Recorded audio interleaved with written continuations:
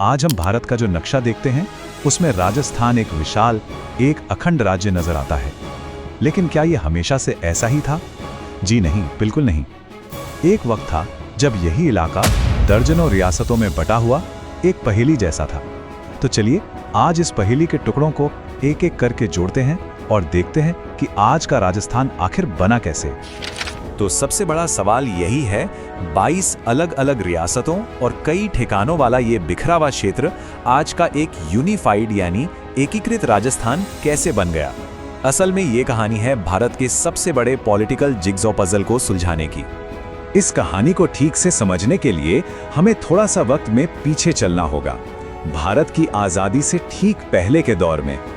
तब इस इलाके को राजस्थान नहीं बल्कि राजपूताना के नाम से जाना जाता था।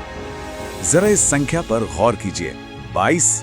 जी हाँ, ब्रिटिश राज के दौरान जिसे राजपूताना एजेंसी कहा जाता था, उसमें 1-2 नहीं बल्कि पूरी 22 बड़ी बड़ी रियासतें थीं। सोचिए जरा, ये इलाका कितना ज्यादा बटा हुआ रहा होगा।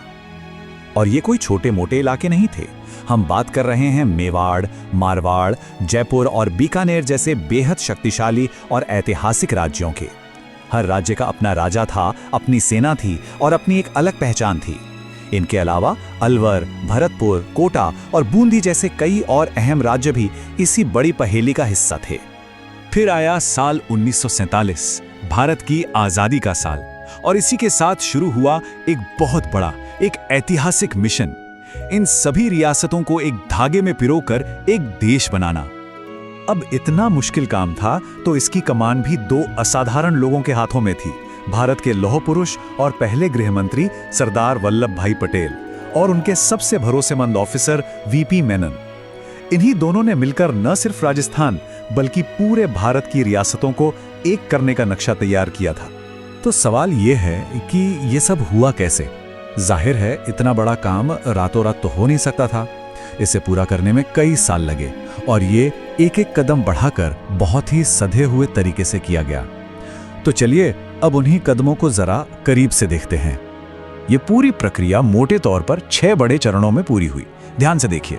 पहला कदम 18 मार्च 1948 को अलवर, भरतपुर जैसे राज्यों को मिलाकर मत्स्य संघ बना। ठीक एक हफ्ते बाद 25 मार्च 1948 को कोटा और बूंदी जैसे 9 और राज्यों को मिलाकर राजस्थान संघ तैयार हुआ। फिर आया कहानी का सबसे बड़ा दिन, 30 मार्च 1949, जब जयपुर, जोधपुर और बीकानेर जैसी विशाल रियासतें भी शामिल हो गईं और बना बृहत्तर राजस्थान। इसके बाद 15 मई 1949 को वो जो पहले मत्स्य संघ बना था वो भी इसी में मिल गया। फिर आया 26 जनवरी 1950, जब इस पूरे इलाके को आधिकारिक तौर पर राजस्थान नाम मिला। और आखिर में 1 नवंबर 1956 को अजमेर और आबू जैसे इलाके भी जुड़ गए और तब जाकर राजस्थान का वो नक्शा तैयार हुआ जिसे हम आज जानते हैं। अब इस पूरी प्रक्रिया में एक तारीख है जो सबसे ज्यादा खास है, 30 मार्च। आज भी इसी दिन राजस्थान दिवस मनाया जाता है। पर ऐसा क्यों? क्योंकि यही वो दिन था 1949 में जब जयपुर और जोधपुर जैसी सबसे बड़ी और ताकतवर रियासतें एक साथ आने को राजी हुई। कह सकते हैं कि ये इस एकीकरण का सबसे बड़ा टर्निंग पॉइंट था। और बस इसी लंबी और काफी जटिल प्रक्रिया के बाद आखिरकार जन्म हुआ आज के आधुनिक राजस्थान का।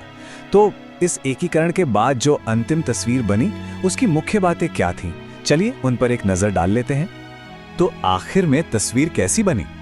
कुछ बातें हैं जो हमेशा याद रखने लायक हैं। राज्य का जो आधिकारिक नाम राजस्थान है वो 26 जनवरी 1950 को फाइनल हुआ। इसकी राजधानी बनी जयपुर और जो नक्शा हम आज देखते हैं वो अपने अंतिम रूप में 1 नवंबर 1956 को सामने आया। और हाँ, इस सब के पीछे सरदार पटेल और वीपी मेनन की दूरदृष्टि और मेहनत थी जिसे कभी नहीं भुलाया जा सकता।